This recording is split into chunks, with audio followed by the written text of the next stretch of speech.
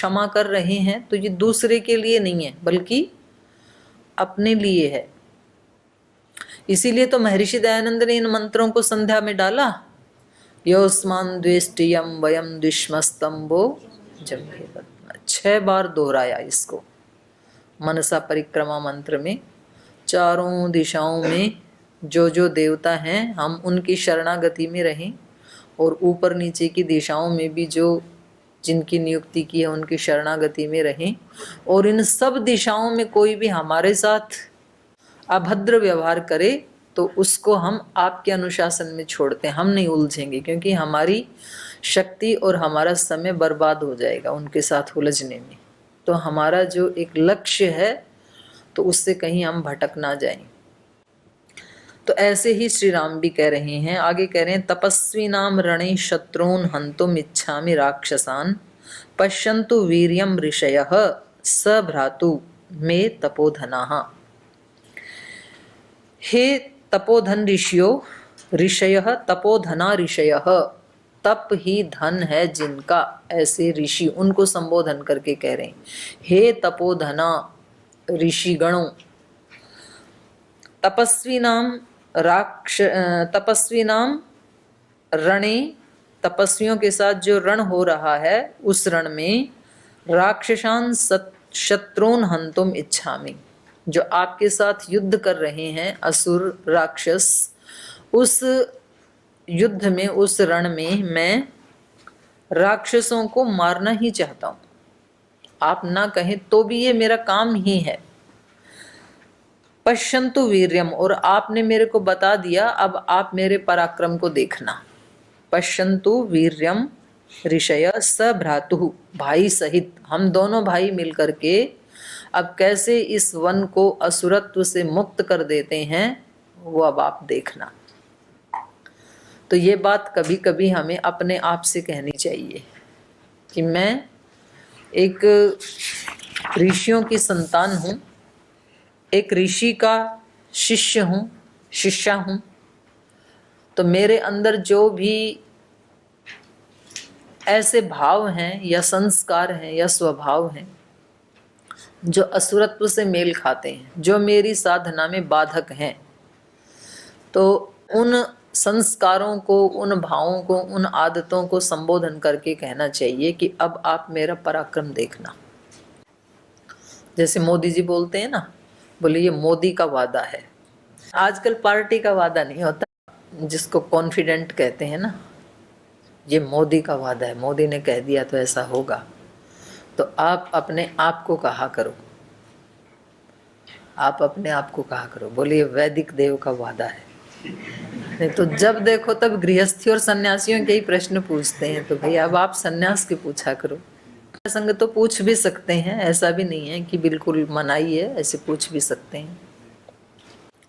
तो हर व्यक्ति का अपने आप के प्रति कमिटमेंट होना चाहिए, अपने आप के प्रति एक वादा होना चाहिए। इसीलिए हम कक्षा के प्रारंभ में ही मंत्र बोलते हैं, अग्ने व्रत पते व्रतम चरिष्यामि।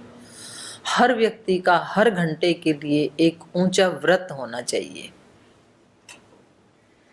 केवल 1 घंटे का व्रत नहीं है ये, हर क्षण का व्रत होना चाहिए। यही तो व्रत है, बाकी के व्रत तो सरल हैं। एकादशी, पूर्णिमा, शिवरात्रि, सोमवार, मंगलवार, बुधवार, ये व्रत तो सरल है, कर सकता है आदमी। मतलब निराहार रहता है ना उस दिन, तो निराहार रहना तो सरल है, लेकिन इंद्रियों को निराहार रखना वो कठिन है। पेट को निराहार रखना सरल है, इतना भी सरल नहीं है, क्योंकि वो योग ग्राम और पतंजलि वेलनेस में आते हैं तो चिल्लाते रहते हैं। तो जिनको खाने की आदत पड़ गई, भुक्खड़ हैं, उनके लिए तो निराहार रहना भी कठिन है। लेकिन जो थोड़े तपस्वी हैं, आहार के प्रति जो गुलाम नहीं हैं, उनको फिर अगला व्रत करना चाहिए इंद्रियों का। कोई भी मेरी इंद्रिय मेरी बिना मर्जी के इधर उधर जा नहीं सकती है। जो और गलती से कोई आ भी गया तो उसको मैं हटा दूंगा, ये मेरा वादा है मेरे प्रति, ऐसे बोलना चाहिए व्यक्ति को। तो यहाँ पर भी श्री राम कह रहे हैं कि अब आपने अपनी बात कह दी, अब भाई समेत अब आप मेरे पराक्रम को देखना। वैसे श्री राम बहुत कम बोलते हैं ऐसी बातें, लेकिन क्योंकि अब ऋषियों को आश्वासन हो जाएगा तो उनको उत्साह दिलाने के लिए श्री राम उनके सामने बोल रहे हैं, वरना और किसी को बोल के क्या सुनाना है बताओ। अपने आप को ही सुनाना है तो दूसरे को सुनाने की आवश्यकता नहीं है। तो पूज्याचार्य श्री हमें बताते हैं स्वेन क्रतुना संवदेत है, अपने कर्म से बोलो, वाणी से बोलने की, शोर मचाने की क्या जरूरत है। जब जो आदमी अपने अंदर से अपने आप को ऐसे संकल्प दिलवाता है, देखो दो चीजें हैं, एक तो है विचार करना, दूसरा है योजना बनाना, और तीसरा है संकल्प लेना। व्यक्ति के शब्दों से ही अंतर हो जाता है एनर्जी का। जो व्यक्ति ये कहते हैं ना, अच्छा जी आपने ध्यान दिलाया, इस पे विचार करेंगे, तो केवल विचार करने वाले बेचारे होते हैं। विचारा को ही बिचारा बोलते हैं अपभ्रंश करके। जो केवल विचार से बहुत ज्यादा आकाश पाताल बांधते हैं ना, तो वो फिर बेचारे रह जाते हैं। मैंने पहले सुनाई थी आपको ये बात इनकी। एक महात्मा ने बताया कि रामचरितमानस में सबसे सुंदर कांड कौन सा है?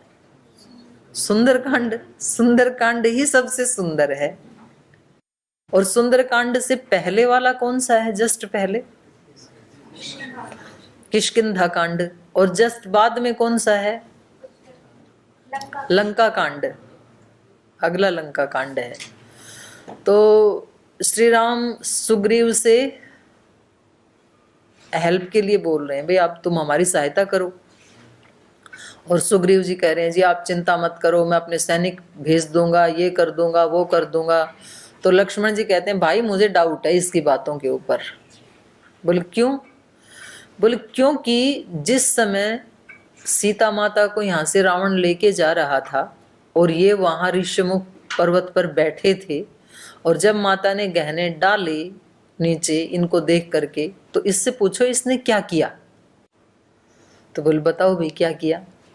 बोल जी मैं विचार कर रहा था कि ये कौन लेके जा रहा है, कहाँ लेके जा रहा है, क्यों चिल्ला रही है माता, तो मैं विचार कर रहा था। तो लक्ष्मण जी ने कहा भैया इसलिए मैं कह रहा हूं ये बेचारा है, ये केवल विचार करता है, करता नहीं है क्रिया में कुछ भी। फिर आगे लंका कांड में वहां पर जाकर के अंगद ने, हनुमान जी ने उनको, रावण को बताया कि भाई अब आर पार का युद्ध होगा, तुम नहीं मानोगे तो उनके सभा में जो राक्षस बैठे थे, क्योंकि लंका में सब 56 गज के सीने वाले ही होते हैं, लंबे चौड़े ही होते हैं वहां सब। तो उन्होंने अपना फरसा उठा लिया, बोले आने दो, दिक्कत क्या है, काट डालेंगे राम लक्ष्मण को तो हम। तो हनुमान जी अंगद जी ने कहा रे थोड़ा विचार कर लो पहले, किससे लड़ने की बात कर रहे हो। तो वो उनके नाना बैठे थे वहां पर, बोले ये विचार करें तो ये असुर काहे के, फिर विचार नहीं करते इसीलिए तो राक्षस हैं कि जैसे कोई बात आई सीधा एक्शन, नो विचार, वो तुरंत एक्शन में आ जाते हैं। तो ये दोनों व्यक्ति जो हैं ये सुंदर जीवन नहीं जी पाएंगे। जो केवल विचार करते रहते हैं, बहुत लंबे लंबे बड़े बड़े विचार करते हैं बैठे बैठे, और बैठे हैं अपनी कुटिया में, काम कुछ नहीं करना, योजनाएं बड़ी लंबी चौड़ी, तो वो जीवन में कोई बड़ा काम नहीं कर सकते। और जो बिना विचारे तुरंत एक्शन में आ जाते हैं गला काटने के लिए, वो भी बड़ा काम नहीं कर सकते हैं। तो क्या करें? तो बोल भाई लंका कांड वालों को थोड़ा सा एक कदम पीछे खिसकना चाहिए, लंका से सुंदर कांड की तरफ आना चाहिए, और इनको एक कदम आगे बढ़ाना चाहिए। विचार करके एक कदम आगे क्या बढ़ाना है? एक्शन, क्रिया। विचार तो करो पर विचार पे ही बैठे मत रहो, कुछ काम भी करो अब। और दूसरे जो तुरंत एक्शन में आ रहे थे उनको एक कदम पीछे आके क्या करना है? विचार करना है। एक्शन तो लो लेकिन विवेक पूर्वक लो। तो फिर सुंदर जीवन बन जाएगा, सुंदर कांड हो जाएगा फिर। तो श्री राम अपने कर्म से ही बोलते हैं हमेशा, वो ज्यादा ऐसे बड़बड़ाते नहीं है। कुछ ऐसे लोग होते हैं कि बहुत बड़ी बड़ी बातें, बहुत बड़े बड़े भाषण, लेकिन करते तो नहीं है कुछ भी। कुछ ऐसे हैं बोलते हैं और वैसा करते हैं, जैसे हमारे पूज्य गुरुदेव हैं, पहले बताते हैं हम ऐसा कर रहे हैं, फिर वैसा उससे थोड़ा ज्यादा करके दिखाते हैं। और कुछ ऐसे होते हैं कि जो बोलते ही नहीं हैं, कर देते हैं बस। तो उसके लिए वेद में कहा स्वेन क्रतुना संवदित। तो जहां अवसर होता है बोलते भी हैं। तो श्री राम ने यहाँ पर इनको आश्वस्त कर दिया कि अब आप हमारा पराक्रम देखिए दोनों भाइयों का। इसको कैसे गाएं? गाओ जी।